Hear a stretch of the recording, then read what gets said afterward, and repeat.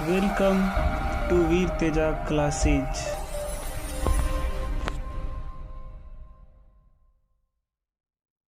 नमस्कार मित्रों, वीर तेजा क्लासेज में आपका हार्दिक स्वागत है। आज हम इतिहास पढ़ेंगे। पिछले टॉपिक में हमने चंद्रगुप्त मौर्य के बारे में पढ़ा था। आज हम बिंदुसार के बारे में पढ़ेंगे। मौर्य वंश की स्थापना जिसे हमने पढ़ा था 322 ईसा पूर्व से लेके 184 ईसा पूर्व तक ये वंश चला था। इस वंश में मुख्यतः 3 ही शासक के बारे में अपने को पढ़ना है। जो एक को तो पढ़ चुके हैं अपन। पहला है चंद्रगुप्त, सेकंड पे बिंदुसार और तीसरा अशोक। तो चंद्रगुप्त के बारे में मैंने पढ़ लिया था। इसकी मृत्यु हो गई थी 298 ईसा पूर्व में, और इसके स्थान पर इसका पुत्र शासक बना था बिंदुसार 298 ईसा पूर्व से 272 ईसा पूर्व तक। तो आज हम पढ़ेंगे बिंदुसार के बारे में।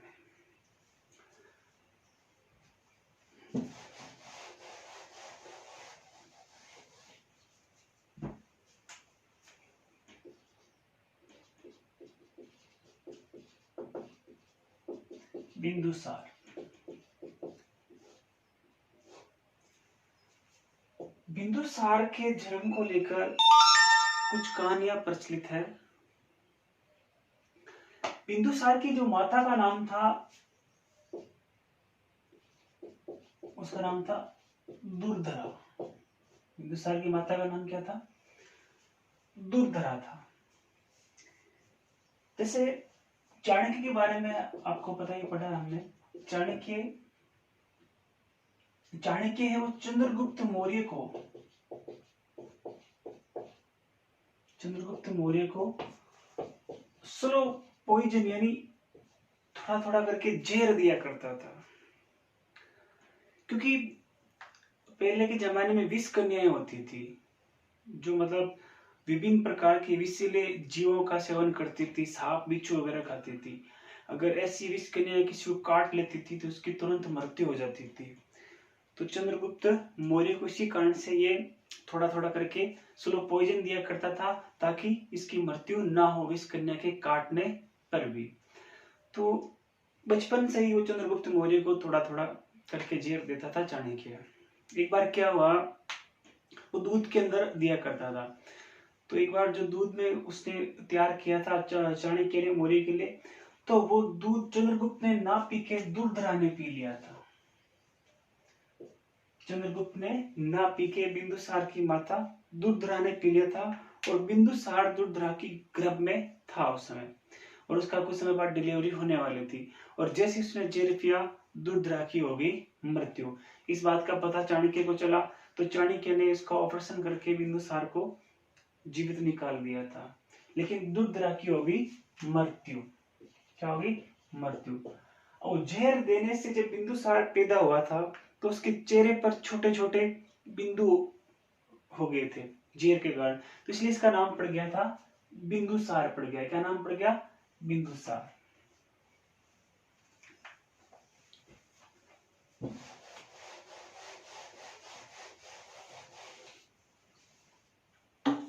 बिंदुसार के 16 रानियां थी। बिंदुसार की 16 रानियां थी।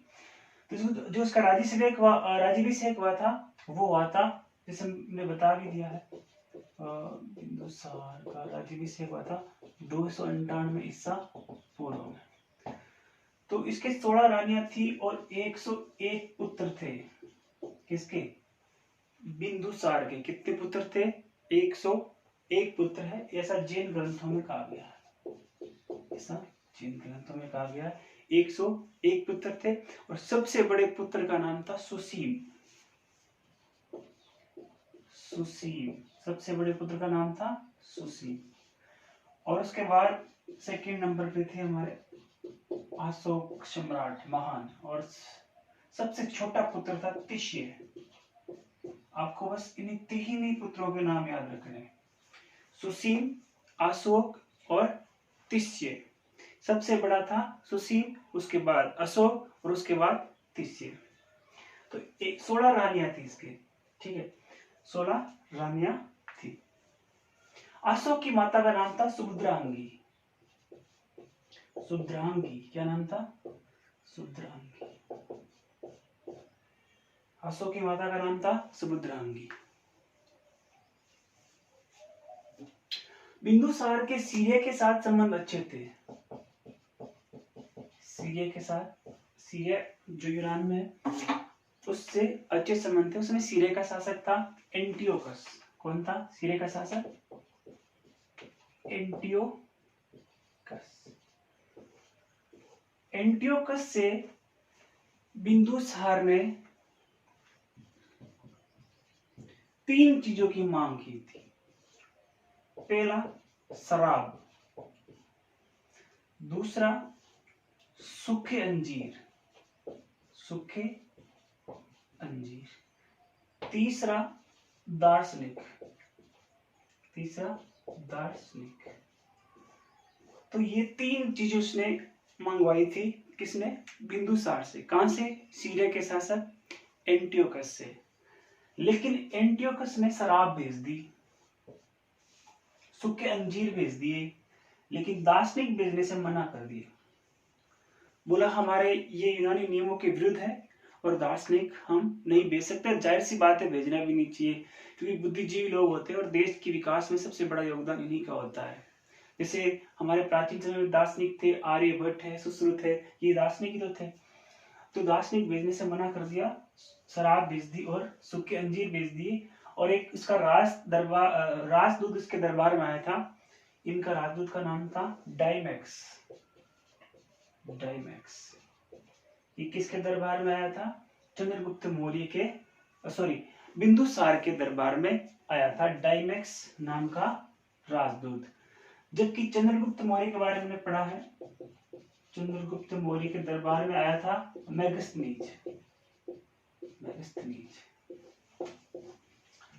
इंडिका नामक पुस्तक लिखी थी। अब आगे बढ़ते हैं। तो बिंदुसार के दरबार में कौन सा राजदूत आया था? डाइमैक्स।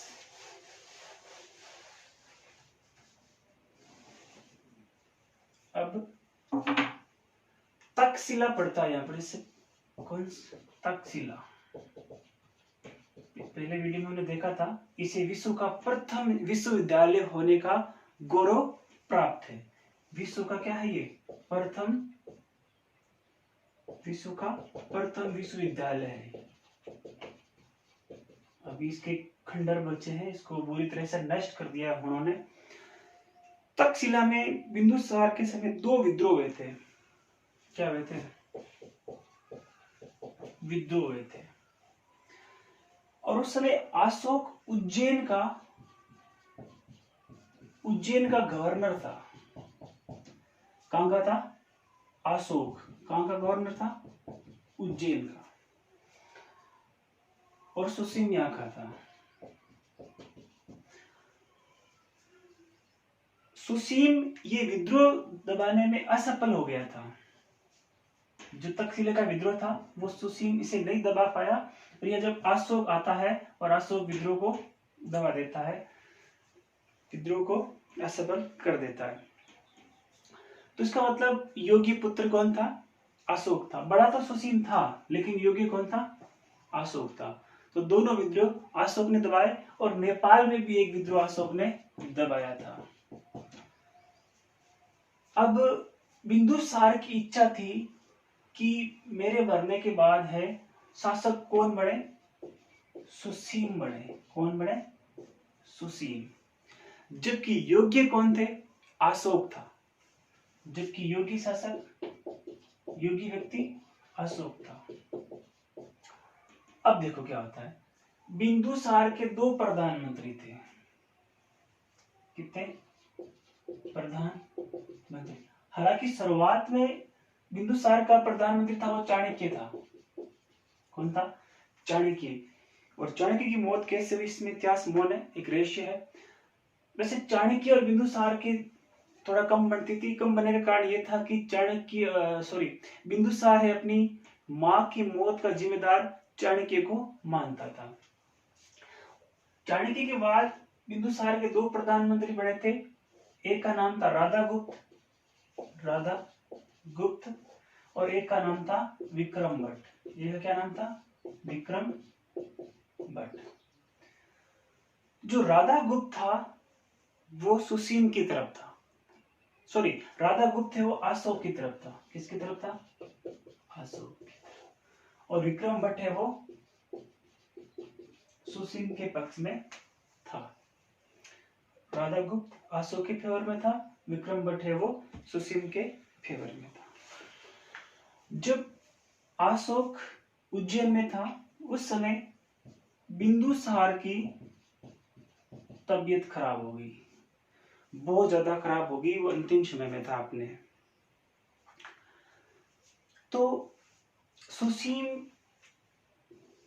को मैसेज भिजवाता है कौन? विक्रम भट्ट।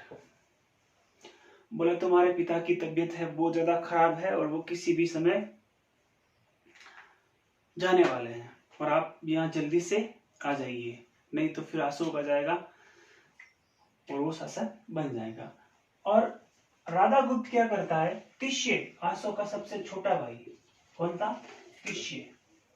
राधा गुप्त तिष्य को भेजता है उज्जैन। कहाँ भेजता है? उज्जैन। और बोला अशोक को बोलो अब जल्दी से ये आ जाओ मगध, पिताजी की तबीयत खराब है, नहीं तो फिर ये सुसीम आके गड़बड़ कर देगा। तो अशोक है वो सुसीम से पहले पहुंच जाता है। कहां पर? मगध में। पहले कौन पहुंच जाता है? अशोक। बाद में आता सुसीम। इससे पहले वो 273 ईसा पूर्व में हो जाती है बिंदुसार की मृत्यु और उसकी जगह शासक कौन बन जाता है? अशोक बन जाता है। सार को जो यूनानी लोग हैं वो अमित्रो चैट्स के नाम से पुकारते, यानी अमित्रघात। जबकि वायु पुराण में बिंदुसार को भद्रसार कहा गया है। क्या कहा गया है? भद्रसार। वायु पुराण में बिंदुसार को क्या कहा गया है? भद्रसार कहा गया है। जबकि जैन ग्रंथों में बिंदुसार को सिंहसेन कहा गया है। क्या कहा गया है? सिंहसेन कहा गया है। किन ग्रंथों में? जैन ग्रंथों में। तो ये थे बिंदुसार के बारे में और अगला टॉपिक हम पढ़ेंगे अशोक के बारे में। तब तक के लिए धन्यवाद।